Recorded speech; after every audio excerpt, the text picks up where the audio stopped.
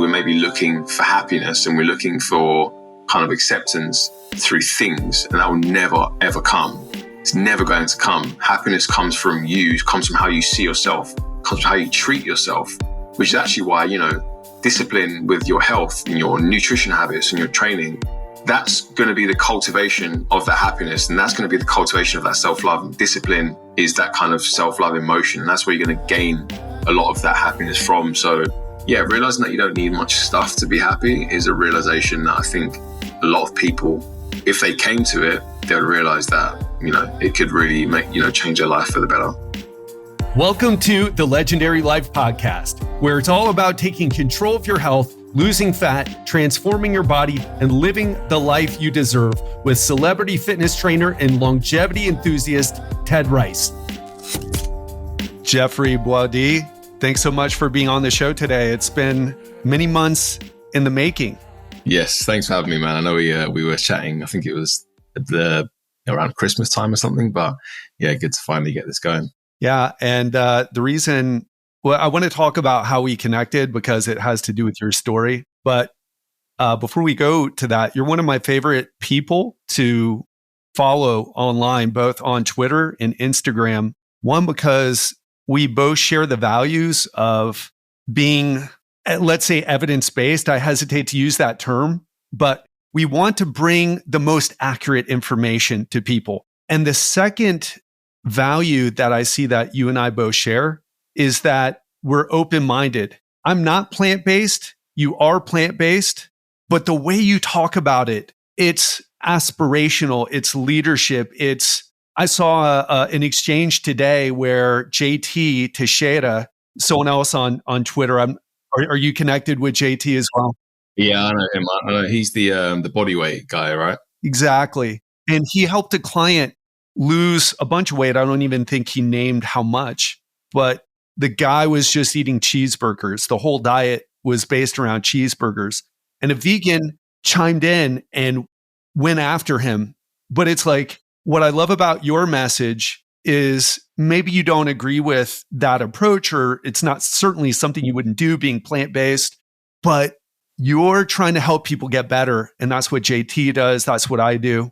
So how'd you get into this whole thing of plant-based, focusing on nutrition, and then becoming a leader for other people? Yeah, I mean, I appreciate a lot of the sentiments. I think it's as seeing a lot of what you're doing as well, and as you say, trying to be a leader and trying to guide people in the right way. I just think that, look, people are going to do things in different ways. When, as you just mentioned there, with the vegan going in to chime in negatively towards someone losing weight in a way that maybe doesn't agree with them, I don't know what that the vegan was expecting to happen. I don't think I can't understand what they're expecting to happen in that instance. So, look, as you say, I think for me, I stumbled across something that worked well for me. My sister showed me a documentary called What the Health. And I always do caveat this by saying that nutrition documentaries probably aren't the best place to get your information from. But having said that, for me, it was like it was a catalyst to try something new. I was becoming quite open-minded at that point, and I wanted to then, dive into research and start looking at scientific papers and listening to, esteemed people within the space. And of course, trying it for myself and seeing what was happening and all of these benefits that I was experiencing, better sleep, feeling lighter, mental clarity, recovering quicker after training. I just thought to myself, this is actually really interesting. So I just kept on doing it. And I think, and it's funny because before I went plant-based, I was very into sports. I played a lot of sport growing up, football or soccer, as you guys call it, tennis, rugby, cricket. Sport had essentially been my whole life, multi-sport athlete in school. So, I thought my kind of nutrition information was limited to, meat for muscle and dairy for calcium. So I guess I was eating as healthy as I thought with regards to the information that I had. But I guess going plant-based, yes, it exposed me to that way of eating, but it also exposed me just to health on the whole. And I guess how I've arrived at this point was kind of noticing a lot of the things that I was kind of experiencing with regards to, the positive changes regarding health, and just wanting everyone to feel that way in some kind of fashion. Maybe not all the way, but just to feel, that they could really improve their health and take control. So I felt like it was, I'd arrived at a point where I was, making decisions around nutrition based off of my own choices as opposed to, tradition or what society dictates or what culture dictates. And yeah, wanting to bring that into the kind of social sphere, one of the things that I've really realized is that everyone's life circumstance is different. If someone decides to go from a junk food diet to a diet that's 75% plant-based and they're still eating some fish and meat, to me, that's a win. Like, I obviously understand the ethical arguments, and I think that is obviously a very noble argument. But my kind of pathway into plant-based nutrition was from a health standpoint, and I do of course also where practical and possible, kind of not go for animal byproducts, whether it's through leather and stuff like that. But I'm not going to be here to judge people. I'm not going to be here to tell people that you need to do this or you need to do that. I want to just try and lead. And if people find value in some of what I do or all of what I do, then I feel like I've done my job. Well said. And if you're listening right now, Jeffrey is someone you need to follow for sure. Even if you don't want to go 100% plant-based, he shares great information. Sometimes I see some of your reels on Instagram. I'm like, man, I wish I could do reels like that. I mean, I'm more of a Twitter guy at the moment, but I really appreciate not just the information, but the delivery as well. I think you do a great job. And it's no wonder you've created this community of over 100,000 people who are looking to you to help guide them to a healthier lifestyle. Jeffrey, I want to also talk about something that I saw you say, because you also have some strong opinions, one of which I share with you as well. This sentiment in, let's say, Western society, so Western English-speaking countries, where we're kind of, what would you say? We're falling into this trap of trying to be cool to people, trying to be accepting and tolerant, and we're kind of losing our standards, especially for our health, on the way. Tell me more about your stance on that and what you see happening. So I guess in terms of, I'm trying to think what tweet I might have mentioned that in. I think that Western society, I mean, I have tweeted a lot recently about, the standards where people feel that they just when they get to a certain age and they let their standards slip. Exactly. When it comes to their health and feeling that, when I hit 30 or when I hit 40, that's just it. It's downhill. I'm aging, blah, blah, blah. And then you then go ahead and do nothing. And then you just allow yourself to age really poorly. And I think it's a very lazy way to look at things, I think, because, we see so many instances of people, whether it's they're being in their 50s, their 60s. And what's actually quite ironic is that if we see, if you and I see someone, you're in your late 40s in an incredible shape, you're really someone who's setting the tone for people of that age. But to many people, what you do with your physique to many people, that would be a surprise. But for me, it's just like, it's not a surprise because you're just doing the right things. Like, I don't know where this belief has come from that once you hit 40, that's it. It's done. It's game over. I think in the UK, there's a very big focus on, and I'm sure in North America as well, processed foods, drinking, things like that. And, people get comfortable when they get into these kind of ages. Whether they get into a relationship and get comfortable, or maybe just don't have many aspirations and they just get a little bit comfortable. But I think, and I'm sure you can probably, align with this as well. I think when you're trying to really push the boundaries of where your life can go, your health has to really be a foundation of that. So getting up to train, getting up to exercise discipline in your life, doing certain things that you might not want to at the time, but that's going to be beneficial for you. That the whole, as the saying goes, mood follows action. So I don't see where this belief has come from that if you're a certain age, that's it for your physical health and mental health. Like, if anything, it's actually even more important as you age to prioritize these things, because naturally, of course, we're all going to age, but there's a difference between aging gracefully and, still being able to maintain lean muscle mass well into your 40s, 50s, 60s and 70s and, get to your later years, 80, and not have to be supervised and you can just live, And I just worry that so many people who maybe don't care about things now are going to get to a point where they're in their later years and they maybe would have wished that they'd done certain things to make those later years more easier, essentially. So yeah, it's something that I don't like seeing it. Like, I saw a tweet the other day from someone saying when you hit 25, your body shuts down. And I was just like, 25, if that's where we're going now, we're all in trouble. So yeah. That's such an important point, because there's a difference between having really bad habits and being able to, like when I was in my 20s, I don't know what your story is, and I want to get into that next, but I was ripped. I was a personal trainer in Miami Beach, training celebrities and multimillionaires. And I drank on Wednesday nights because one of my clients owned a restaurant and club. So it was Wednesday nights at the Forge, right? Then Thursday nights at Tantra. So I was drunk that night. So I was just a total mess. And then of course, I was going out to clubs on the weekend and drinking and taking ecstasy. And I was ripped. And a lot of people in that time, and I worked with very successful people, they all looked at my body and thought, oh, this guy knows what he's doing. It's like, yeah, it's the vodka tonic ecstasy, have no car because I'm, struggling financially diet. So what you're saying, it's so true. We don't realize it's just the younger things do change with age, and you have to be smarter. But it means like your earlier habits weren't so they just weren't sustainable. Jeffrey, I want to talk about how we connected, because I shared a tweet about my story, and certainly everyone who's listened to this podcast for a while knows my story. But I want to talk about your story. And you suffered a tragedy, and health and fitness was a big part. This is something you and I share, was a big part of getting you back from that. Talk about what happened and how you got through it. What were the things that helped you get through that time? Yeah, so it was around, unfortunately in November 2021, I was unfortunately widowed. I lost my wife, God rest her soul, an incredible person, incredible human being. And actually in many ways, a huge reason as to kind of where I am and what all the stuff that I'm doing today. Like, she was such an inspiration for me. She, supported me in so many ways. And we just got married 6 months beforehand. So, of course, it's never something that you kind of ever expect to happen. At 33 years of age, you never expect that to kind of knock on your door. But I think it was perfectly put the other day. I was listening to a podcast. I think it was Chris Williamson. I don't know if you've heard of him. He's the guy from the Northeast in England. So he's got the Modern Wisdom podcast.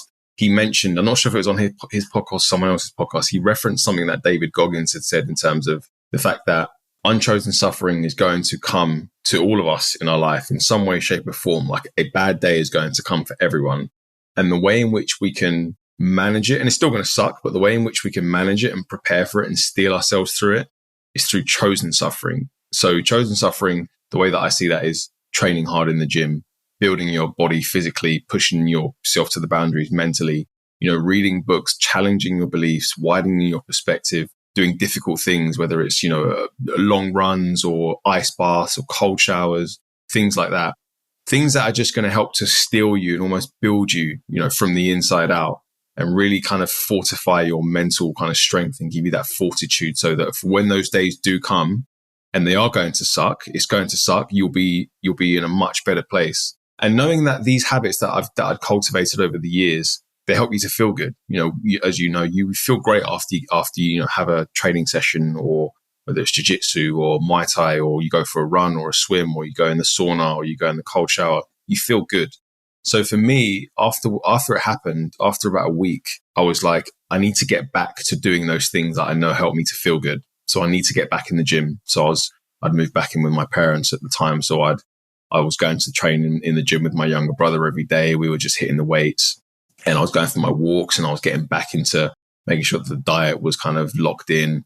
Because of course, yes, emotionally at the time I was a complete mess, but I was still able to physically feel pretty good and still have those endorphins going on. So I just feel like for me, it's something it's interesting, because of course I can't quantify it. I can't put it in writing or numbers or prove it in that regard. But from my own personal experience, I cannot stress for anyone listening to this podcast, like, as mentioned, we're going to have bad things happen to us in life, and, being mentally strong. And that comes through doing difficult things and training and widening your perspective and, approaching challenges.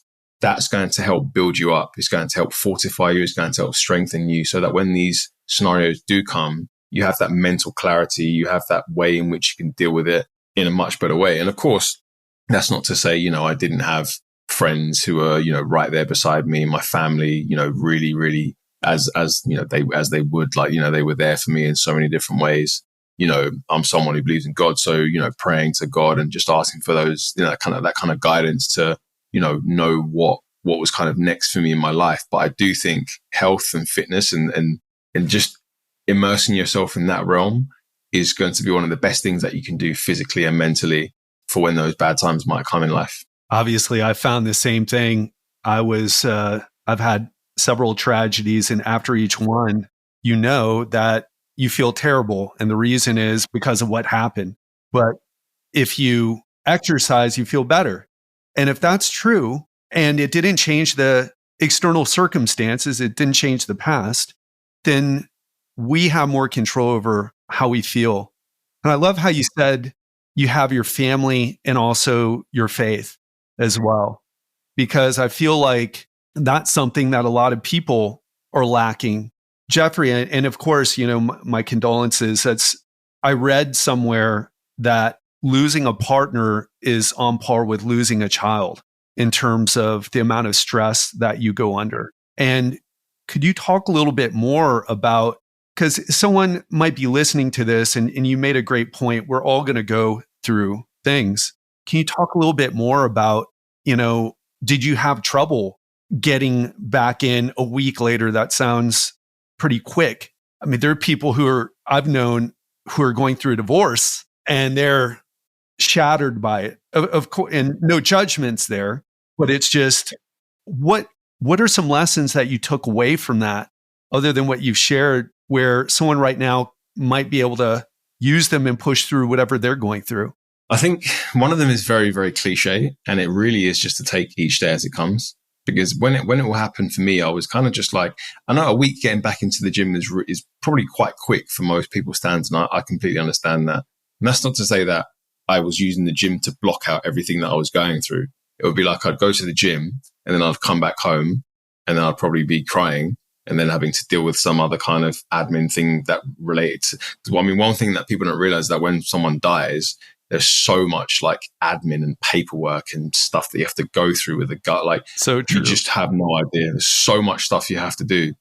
So having to do all of that stuff and then, fielding the thousands of people who are trying to get into, well, not thousands, the thousands of messages, the calls, having to obviously go here, there and everywhere and, see how other people are doing and try and obviously be there and be available for people. There's a lot going on. So it's almost like you have to just break your life down into just days, just stack the days essentially and get to the end of the day and kind of see, I'm all right. I feel like I've got through that day. I feel like I've done okay with this day.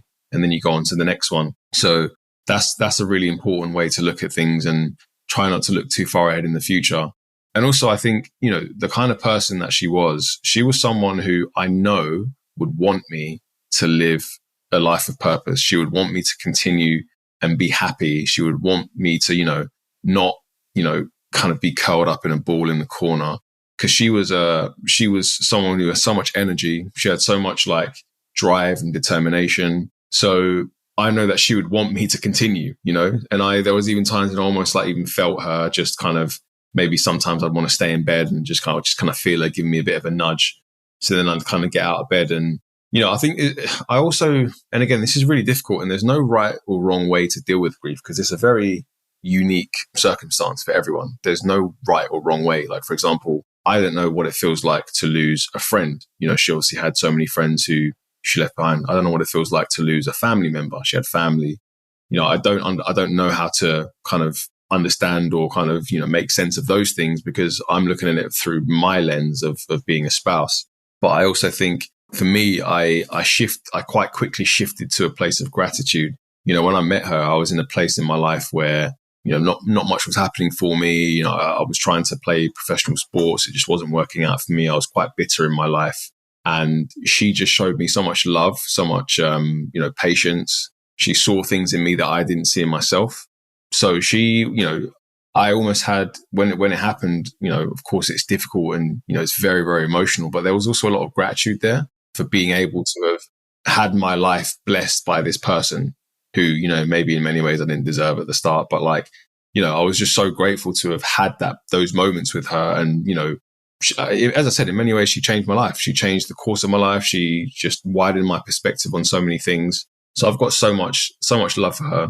And of course, I think, life is of course going to move forward. Like, I'm really happy to say that I'm engaged again now and I'm going to be getting married next year. So incredible person. Like she's like beautiful inside out. And she of course understands the situation and she has a sense of maturity that maybe other people wouldn't, because it can be quite a difficult situation to come, to be with someone who's had someone before them in this circumstance. But what we've built has been absolutely incredible. We actually got engaged like 6 weeks ago, so I didn't put anything on social media because sometimes you just got to keep things to yourself, and close friends and family.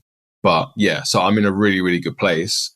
And I can look back fondly on my years with Jas and everything that we went through. So yeah, I just guess a kind of place of gratitude is because this life can be difficult. Life is difficult, but it can also be very beautiful as well.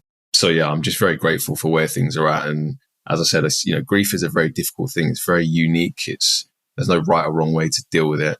Just before I kind of wrap up, I do think speaking about my experience, it was something that I was quite nervous about, but I spoke on a podcast about it, and I got an email from someone who was basically saying that hearing me speak about grief gave her hope, because she'd gone through so much loss in her 20s and, countless therapy sessions and things like that. And she said, listen to the way that I was speaking about, trying to move forward and live with purpose and, almost live in honor of the person that's passed. That gave her hope to kind of approach things in a different way. And for me, it was incredible to receive that, because as I said, I had so much like almost trepidation as to whether I wanted to speak openly about what happened. But if it can help people and navigate their own kind of, navigate their own circumstances around grief, then it can only be a good thing. So yeah.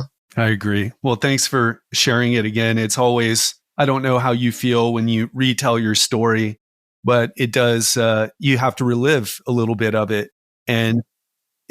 But if it helps people, and, it's worth it for sure. One of the things that I think is missing from the health and fitness conversation is this mental health issue, where you see, I'm not familiar with the mental health statistics in the UK, but I'm sure they're similar to the US. Anxiety is on the rise, depression's on the rise. And at a time where, you've traveled the world when you were trying to make it as a professional football or soccer player. I've traveled quite a bit, and you start to see, whoa, in the States, we have everything. The toilet flushes when you press once, and you don't have to throw toilet paper away in a trash can. You just put it in the bowl because it's so the plumbing's so good. And that sounds like a silly thing, kind of ridiculous, but you start to realize like there's this comfort that's been created in modern society in Western countries like the UK, like Australia, like the US, like Canada. And but yet there's this huge rise in anxiety and depression. And do you have any thoughts about that? It's a difficult one. I see a lot of people, obviously, there are definitely factors at play where people aren't, engaging in certain behaviors, which if we look at the science, there's a lot of evidence that exercise is protective against depression, that eating the right foods and getting the right, balance of nutrition, antioxidants, healthy fats, all of these quality foods into the diet that are going to be beneficial and protective against, the likes of depression and anxiety. We're not doing enough of that in Western society. We are a very the UK especially, and I'm sure the US and, Australia and Canada as well, very sedentary nations. Like, it sounds quite weird, even though, we're in this corner of Twitter that's very, very focused on health, but we are very much in the minority in the grand scheme of things. People are sedentary, people are eating junk food constantly, not exercising, stress in their lives, stress at their jobs. And I also think a really big one that's underrated as to why people are, really struggling, we'll come to what you mentioned about the kind of comfort and ease as well, is the fact that people don't have much purpose, is that people don't know why they're here. Like, if you don't know why you're here and you're getting up every morning and you've not got that fuel in your belly, that fire to kind of, go out, and whether it's one you want to lead or you want to kind of continue to grow something that you're growing, and you kind of wake up just thinking you're really content and happy with where life is and really looking forward to where things are going. That can be a recipe for feeling quite low, because you're just almost just like, well, the days are the same. Get up, go to work, get up, commute, go to work. stay at work for however long, come home, eat, sleep, Netflix, whatever. It's very monotonous. There's almost nothing to look forward to. So I think a lack of purpose in society is a really, really big one as to why people are struggling with, these mental health conditions. And of course, look, we know mental health is multifactorial. There's not going to be one thing that we can point at and go, this is what it is, And, I'm sure, we've obviously seen there was a data that came out relatively recently about selective serotonin reuptake inhibitors and how they are, people should throw them out for depression. And I'm sure they probably work for some people, but I do think that, dramatic lifestyle change could really be beneficial for a lot of people as well. I think exercise in particular. So yeah, and as you say, like is so comfortable. Everything is just so comfortable in society. You've got escalators everywhere. You've got elevators everywhere. You've got the option to, not leave your house and get dinner brought to you. You can get your groceries brought to you. Everything, like there's no incentive to actually go out and do things. Everything is just there. It's easy. These phones and the technology is kind of created. And that's not to say technology is bad, because it's not. It's actually, technology is allowing us to have this conversation right now. But, we have to actually actively go out and seek a bit of discomfort, actively go out and seek to do the difficult thing and not the easy thing. And that will allow us to kind of keep that keep that fire burning within us, essentially. Because if we don't try and actively go and do hard things, we just stagnate. And stagnation, in many ways, is death. So it's just something for a lot of people to think about. You know what I was thinking when you were talking about that? I spent a few months in Lisbon earlier this year, and I rented a place in Airbnb. It was on the 3rd floor. There wasn't an elevator, and my suitcase is packed to the limit at 22 kgs, so about 50 pounds. And so I was and the stairs weren't like in the States. Stairs are to a certain code and perfectly, spaced. And these were not that. I mean, if you had mobility issues, you weren't going to do well on this staircase. I had to carry it up. Wasn't a problem, but I was just thinking how many people couldn't do it in the state. And I think we lose sight of that. I love what you said about purpose too. And I find that a lot. What's interesting, Jeffrey, is I have this feeling like, and this is partly my fault because I'm always talking about nutrition because I know it gets more clicks, right? Talking about it, I can say, hey, manage your stress, and here's the 10 ways how. But if I talk about calories or whatever, it's like everybody wants in on that conversation. So I do it more. But I don't talk that. It's probably 10%, 20% of what we talk about is nutrition. And it's more about this other stuff. I have a client, who was really struggling, even with my help, even with great strategies that are not extreme and that allow for a lot of flexibility. And she was struggling to lose weight. And we started to have a conversation about well, what's going on in your life? Because there's part of the narrative that's missing, I think, like what you mentioned, this purpose. You can't it's like, my life sucks. I'm overweight or maybe obese. So let me go on a diet because that's going to fix it. It's like, but your life's, and it doesn't suck because I say it sucks or you say it sucks, Jeffrey. The person feels that it's not exciting them. And once you work on that, it's a big change. What do you think's going on with purpose in general? What are your thoughts about it? I mean, look, it's a difficult one because we have to obviously appreciate the fact that, people have got responsibilities in life. When you get a job and if you've got a family, you've got a mortgage, a lot of people may be in jobs that they aren't enjoying, and you get all these gurus on, social media going, quit your job and this and that, but it's not that easy. Really, not that easy, no. No, not at all. But by the same token, I think there's that's not to say that you can't maybe dive into things that you loved as a child. Whether that's, taking up another sport or picking up a little hobby or building a little side project and trying to manage your time to kind of be able to find things that still bring you joy and still, give you that purpose, give you that fire in your belly. Do you know what I mean? So, I think that's one of the things as well where, it's just been lost, whether people think that certain things are just in the past or whatever, or they shouldn't, they don't have the time or the energy to focus on a project that they may have wanted to do for however many years.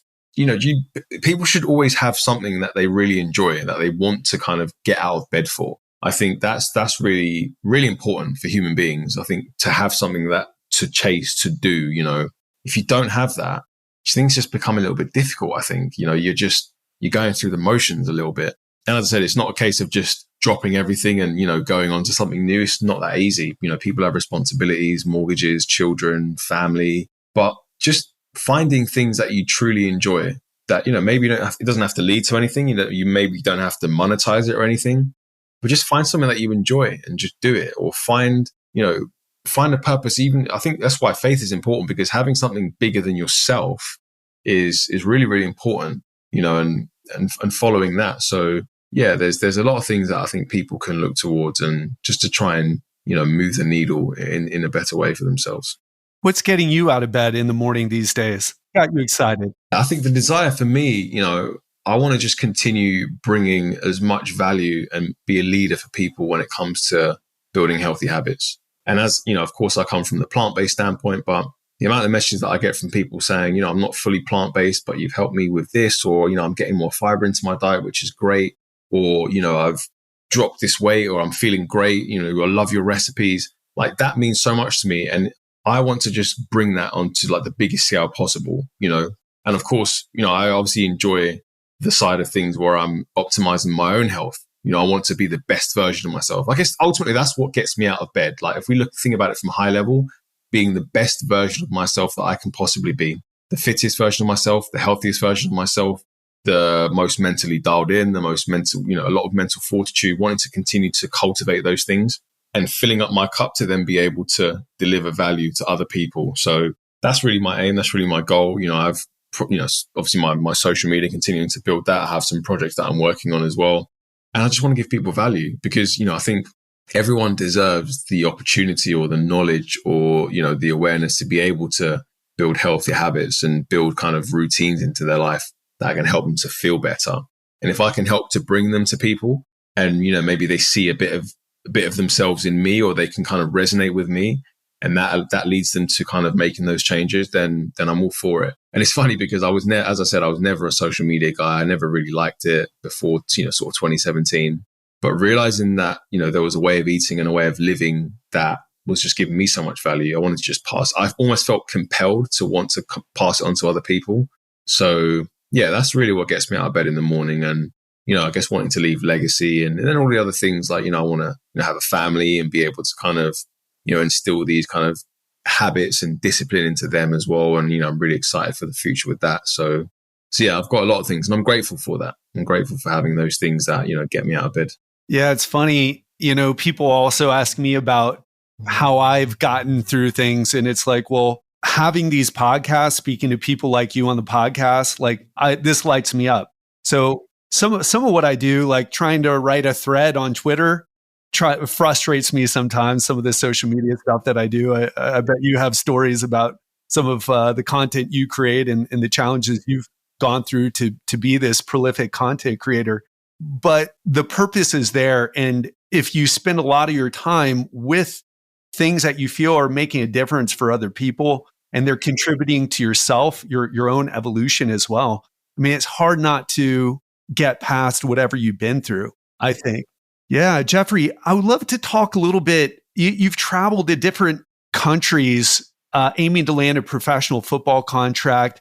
You played semi-professionally in the UK. You played in some clubs in Norway, Austria, and even in the US, which is getting more popular in the US. Tell me a little bit about the journey there, because you mentioned earlier you weren't able to make it professionally, but you were trying, you were traveling. Talk a little bit about the journey and what you learned from it and how you transitioned into something else, because I think it's so important that having a passion, but when something doesn't seem to be working, like transitioning. So it was really, football had been what I wanted to do from a young age. Like, I remember watching games when I was like 5 years old and just thinking, yeah, I want to do this professionally. Like, I want to play. And I just remember just playing in school and secondary school and, just always just playing, trying to hone my skills and, being in the best teams in school and whatnot. And then kind of went to, ideally, if you want to play professional football in the UK or even in anywhere really, you want to be in an academy from a young age. But I guess, going through the education system as well and trying to balance the two, I guess made things a little bit more difficult, but I still felt that, if I was to maybe go somewhere else and play after I'd finished university, I could still maybe find a route in. So I went to the States, I think it was 2010. So that's a long time ago now, 13 years ago. So I was, doing some open trials with a few clubs and playing with a few clubs. And, there was the whole green card issue and them, rather taking players from their kind of areas, and played a lot of semi-professional in England. People would always said in England, if you play semi-professional, you could get spotted by a professional club and, then get taken through. Didn't materialize that way. And then went to Norway in 2013, was playing with a club for a bit. I was there for about 3 months. Again, didn't quite work out, and then came back to the UK, more open trials, more playing with kind of smaller clubs. And then 2015, I went to Austria. And I remember the style of play in Austria just wasn't really the kind of way that I wanted to play football. I was more of like a technical, kind of slower type player, more continental type player. Whereas in Austria, it was very kind of hell for leather, ball was in the air a lot, and it just didn't really suit my style. And at that point, I started becoming a bit disillusioned with the game. I'd loved football growing up so much, like completely loved it. It was my first love, and it still is. But I was just kind of becoming disillusioned because I wasn't enjoying it anymore. I wasn't enjoying the process. I think 2015. So I was just around like my mid-20s. And I guess if you've not kind of found a club by that point, you're really, really struggling and finding it difficult. So there was a couple of years where I was just kind of figuring out what I wanted to do. I thought about going to Thailand, but, getting the resources together wasn't, easy. And as I said, so then up to 2017, that was when I met, my deceased wife, Jas. And at that time, I wasn't really sure where I was going. I'd become quite bitter about everything that had gone on with my football journey. But then kind of, as I said, she kind of gave me just this belief that I could do other things and that it wasn't just football, because I was very, very narrow-minded. It was like, if I don't play football, I don't know what I'm going to do. I could never have pictured doing what I'm doing now. So for me, I think now that I look back on it, I'm very glad that I took that journey, even though it didn't work out, because, I put myself into uncomfortable situations. I was in different countries, but, often by myself, not knowing where to do and having to, just approach people without having the contacts. So, and I think it helped me to grow up quite a lot in terms of, really seeing the value of if you wanted to do something, just going for it. So yeah, I've got when I look back on that experience, I can only say good things about that, because I'm obviously super happy with where I am now. And I think, a lot of those learnings and, that growing up and maturing process, definitely played a part in, going to those different countries and experiencing those things. So yeah, I definitely would say that was, it was a really interesting part of my life, but I look back on it now and I think, it definitely served, many purposes. What do you think was the biggest lesson that you learned from that whole experience? I would say the biggest lesson is that just because one thing doesn't work out doesn't mean that's it. Like we have so many strings to our bows as human beings. And I think maybe trying to, because as I said, I was very one-track minded. So I'd say probably the biggest lesson was actually maybe to not hold so rigidly onto something. I always think now with certain beliefs, I was having a chat with someone not long ago, and they said it's good to have strong opinions, but hold them loosely, because that allows you to almost have a wider perspective and actually learn and, maybe come across new opportunities. But I held on to football quite rigidly and I didn't let it go.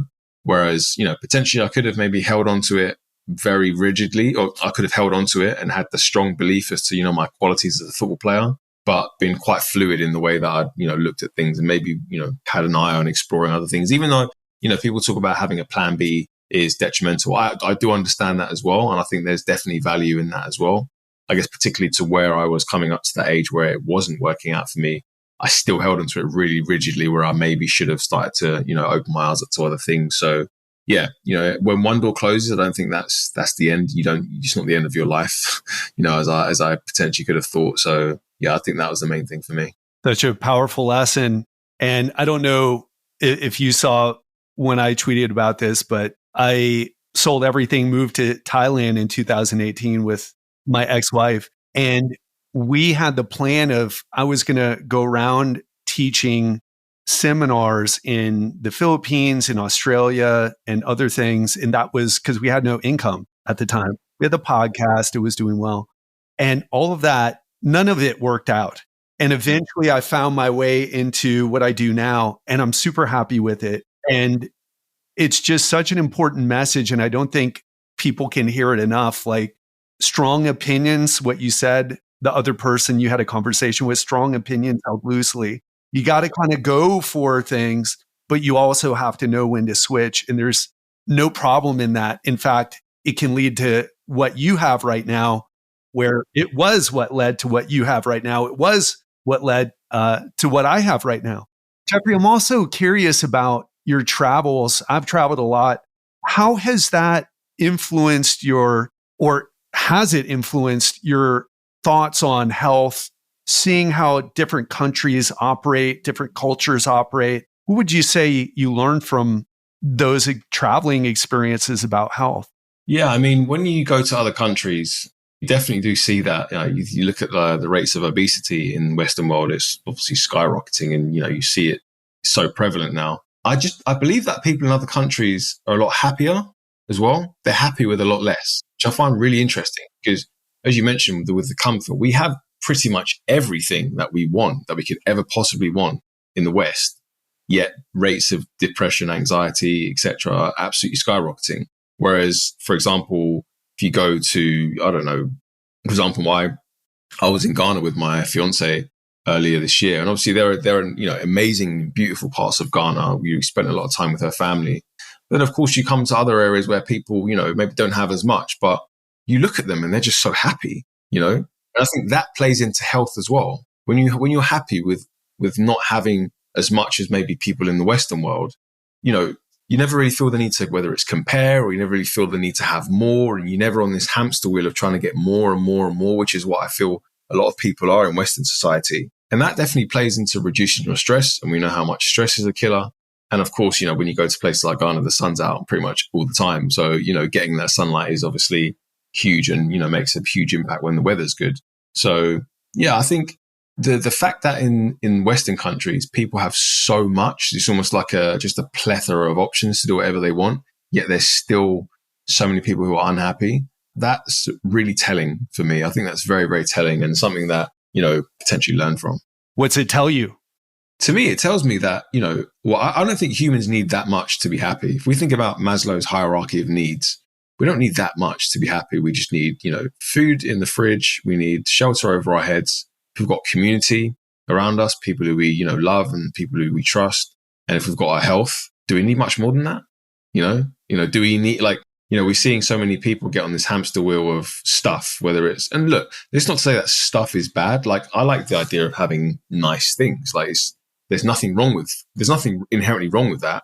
It's when you make those things your master and you feel like they kind of almost, they are you. You build your identity in these things, whether it's, 1 million Instagram followers, or it's the nicest car, or it's a £40,000 or dollar watch.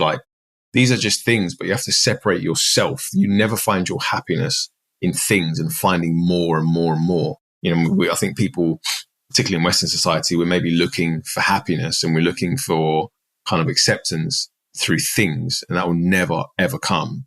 It's never going to come. Happiness comes from you, comes from how you see yourself, comes from how you treat yourself, which is actually why, discipline with your health and your nutrition habits and your training, that's going to be the cultivation of that happiness. And that's going to be the cultivation of that self-love. And discipline is that kind of self-love emotion. And that's where you're going to gain a lot of that happiness from. So yeah, realizing that you don't need much stuff to be happy is a realization that I think a lot of people, if they came to it, they would realize that, it could really make, change their life for the better. Well, I'm with you there. And yeah, it's become such a focus. And it's like you said, I like nice stuff too, man, but it's...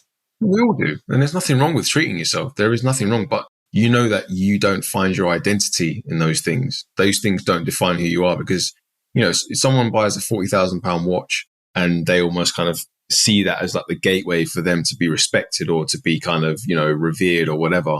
What happens when you take the watch off? Are you all of a sudden now a different person? Are you a lesser person? Absolutely not. That's not how you should see yourself, because at the end of the day, someone's always going to have a better something than you, So if you've got a £40,000 watch, someone's got a $100,000 watch. Someone's then going to have a $200,000 watch. If you've got a big SUV, someone's going to have a bigger one and then a bigger one and a more expensive one. So it's literally never ending. So you have to find value and you have to find, importance in what's real and in what matters, And as you say, for me, that's having the ability to have food in the fridge, have your health, your faith, family, community, build strong relationships. It's just that those are the things that truly matter. And I think we've kind of gone far away from that in Western culture. Yeah, I like that you mentioned Maslow's hierarchy, and something that you mentioned earlier that's at the tip of the hierarchy. It's like evolution, like growth, personal growth, continually growing. Because if I'm sure you know people like I do who have a lot of money in the bank, and if you're doing well financially, it continues to grow all the way until you die. And you can even die with more money than you've ever had in your life. But that doesn't necessarily lead to personal growth, especially if you've mastered the money game. You'll have to invest in other things other than stocks, crypto, and real estate. So such an important message, Jeffrey. I feel like we're just scratching the surface here, but we're coming up on time. And I want to thank you for coming on the show today. I knew it was going to be a great conversation, but I appreciate you even more after getting the chance to speak with you. No, I appreciate that. And I think, yeah, likewise, I think you can always tell when someone, the way that you kind of communicate on social media, you can always tell it's going to be a fruitful conversation. And as you said, like, these kind of conversations just light me up. I don't prepare anything. I just fire off because it's all just, I want to just kind of express how I feel and, have a great conversation. And hopefully, most importantly, give the listeners value and something that they can take away from as well. Well, you definitely did today. And I'd love to have you back on the show because I think we could get into some of the more science-oriented information that you're into. I mean, I'm looking at a recipe right now, some photos that you posted, and it just looks incredible. And if you're listening right now, you definitely got to follow Jeffrey. We'll have his social media handles in the show notes for this episode. And you should also go to thewealthofhealth.co.uk/eat more plants and get his recipe ebook. And I can't tell you, you don't have to be plant-based to enjoy these things. I'm not 100% plant-based, but I'll tell you, learning some of these recipes will make you eat more of this stuff. And certainly it's going to do nothing but improve your health. So again, that's thewealthofhealth.co.uk/eat more plants. And of course, that will be in the show notes of this episode, which you can find at legendarylifepodcast.com if you want to go there and learn more. And Jeffrey, do you have parting words for the listeners today? I would say just really focus on what's important in life. I think as we've talked about, I'm someone who's very passionate about health, plant-based nutrition, but also I think it just feeds into so many other areas of life. They all kind of tie in together. If you're training well, you want to nourish your body in the best possible way. I feel like a great way to do that is through plants. If you're doing that, you want to sleep well, you want to rest and recover. And then other elements of life, like building healthy relationships. Like, I just think we've gone so far away in Western culture, just going back to what's simple, what works, what we know works, being healthy, having good community, building strong relationships, family. Those are the most important things. And, really just dialing those in and focusing on those things is really going to, in this kind of instant gratification, social media era, you can't lose by doing that. So yeah, just find what's good for you, find what works for you. I mean, eating more plants is a great start and getting, all those benefits in. And I'm sure, as mentioned, we'll come back and have more of a scientific chat about a lot of these things. But yeah, I think that's probably what I'd leave the listeners with. Well stated. Jeffrey Boadi, really appreciate you. And thank you so much for your knowledge, your wisdom, but most importantly, your time. Thanks for having me on. I really appreciate it. That's a wrap on today's episode, folks. We truly hope that you found immense value in our discussions and that these insights will help propel you to that next level of health, regardless of where you are right now. And if you know someone who could benefit from listening to this episode, perhaps a fellow high achiever or driven professional in your network, do us a favor and share it with them. You never know how much of an impact these conversations can have on someone's life and success. Thank you so much for tuning in to the Legendary Life Podcast. We're on a mission to help you reach your fullest potential, and your support means the world to us. So until next time, stay ambitious, stay focused, and keep crushing your health goals.